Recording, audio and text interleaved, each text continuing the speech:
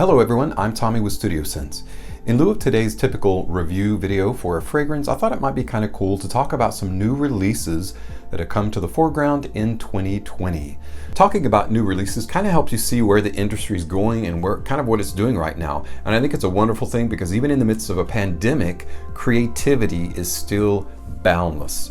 So I think if I had to use one word to describe a lot of the new releases, and that is unique. It seems to be that houses want to push the boundaries a little bit and be a little bit less cookie cutter, which is a good thing. It's creative, it's inventive, it sparks new ideas and thought patterns, and that's always welcome in my book. Despite the pandemic, the industry is not taking a breather or a break. If anything, it's bumping up its releases. There seem to be quite a few really good releases lately. In fact, I have some insider knowledge as to some upcoming releases that are gonna be fantastic. They're gonna blow your socks off. It's gonna be really cool. I'm not gonna say a ton more about that other than the fact that it really highlights when pressured or when put in a position where you think you would crack under the pressure, people come up with some of their best ideas. And I think that's gonna be the case when it comes to fragrance, specifically men's fragrance. So mark this down as May 2020's What's Happening in Fragrance.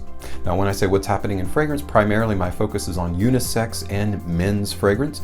Perhaps if there's more interest in women's fragrance down the line, I'll include that on this channel, but right now that's primarily our focus. There's a lot going on, so let's jump right into it. We'll be right back with What's Happening in Fragrance, May edition 2020.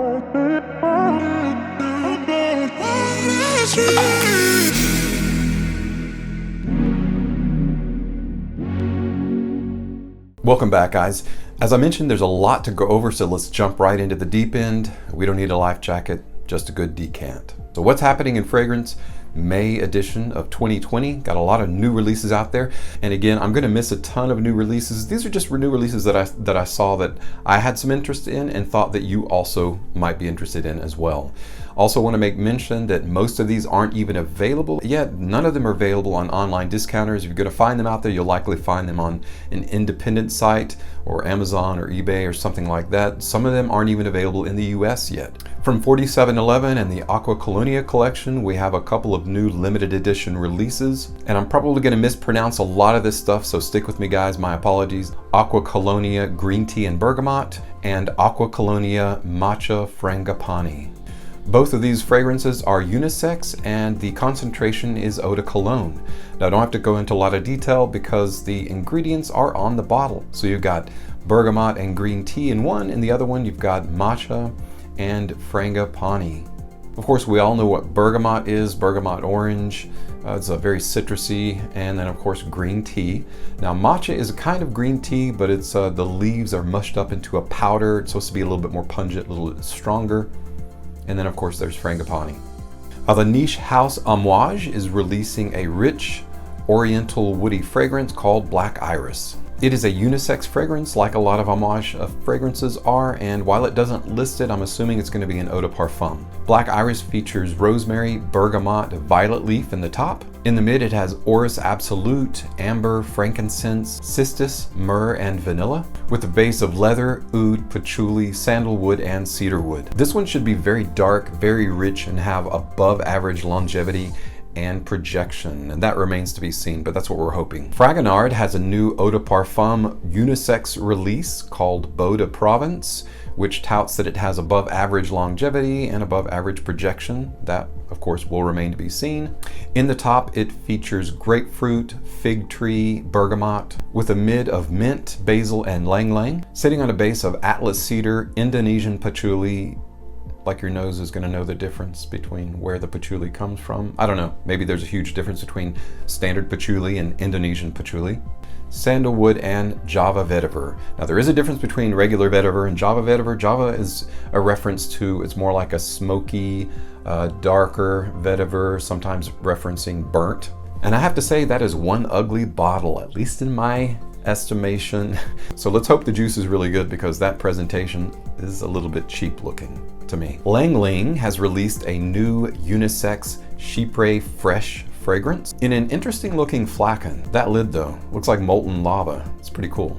Hot to the touch, maybe.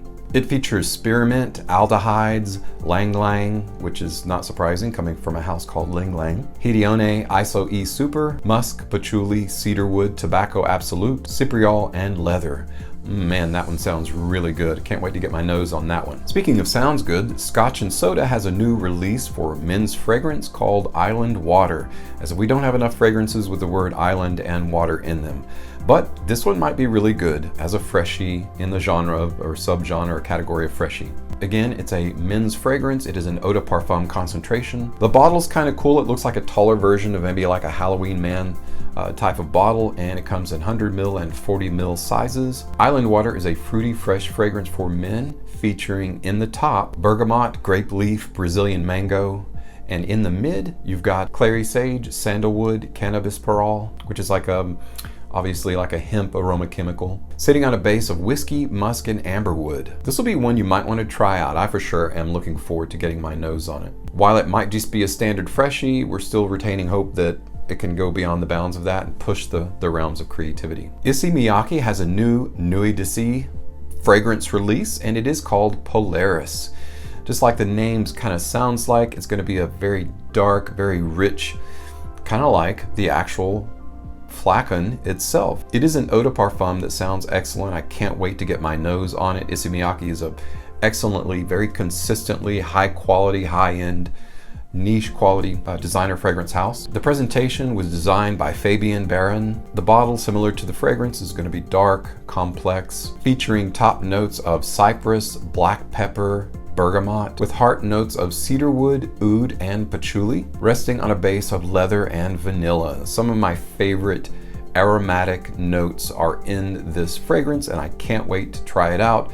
Miyake Nuit d'Issy Polaris. Jaguar has a new release that looks really cool. It's called Jaguar Classic Electric Sky, not to be confused with Michael Kors Electric Sky, or for that matter, Extreme Sky. It's very obviously an addition to the blue fragrance genre or subgenre, created by perfumer Alexandre Monet. This is an eau de toilette for men. It is said to be aromatic and fruity, featuring top notes of grapefruit, violet leaf, Sichuan pepper, featuring heart notes of clary sage, geranium, French lavender, resting on a base of amber, tonka bean, and moss. Sounds like an invigorating yet mature man's fragrance. This will be an interesting one to get your nose on, with a very nice, classy presentation. The house of Naughton and Wilson has released a spicy fougere that looks like something King Midas would be proud to get his mitts on, and it is called Gravitas pour Homme. John Stephen is the perfumer, and it features top notes of bergamot, mandarin, and lavender, with heart notes of coriander, cardamom, and pepper, resting on a base of patchouli, oak moss, ambergris, or more likely ambroxan, and vanilla. I do like that presentation, and if spicy fougere is your jam, then you might really like this one. Gravitas pour Homme. Skylar has released a marine aquatic fragrance called Salt Air,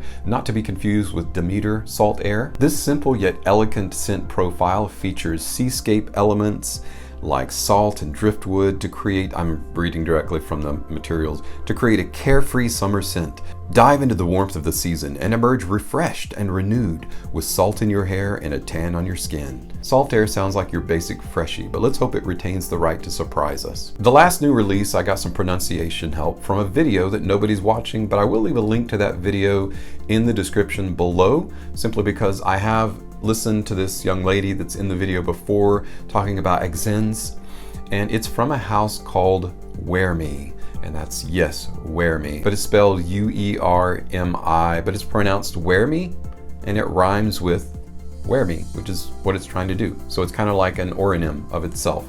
So UerMi is a really neat concept. It's based on, you know how the sea itself isn't really a smell, but it is just a representation of things that are in the sea, like salt and brine, or driftwood, or coral. It's very much like that when it comes to clothing.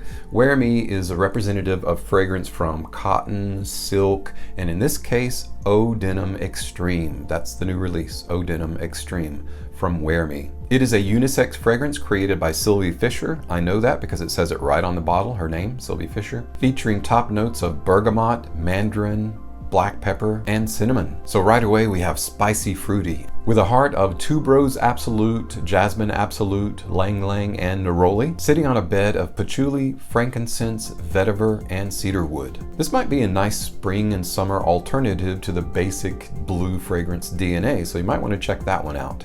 Eau Denim Extreme by UerMi, UerMi. Well, that's it for today's focus on the new releases, May 2020 edition. I didn't want to overload you, so tomorrow I'm going to be coming back with part 2, Deuce. So make sure to tune in tomorrow. As always, guys, thank you so much for your time. I really do appreciate it. And more than anything, your support on my channel means the world to me. If you haven't already signed up for the giveaway, remember on my video review of Dolce & Gabbana's The One as a date night fragrance, all you have to do is answer one simple question, and that is, how old were you when you had your first date? Make sure to leave that in the comments below and you will be entered to win that giveaway, which is my quarantine kit. Has a lot of cool stuff in it. That's it for today. Thank you again so much for your support and for stopping by. I'm Tommy with StudioSense, and I'll see you next time.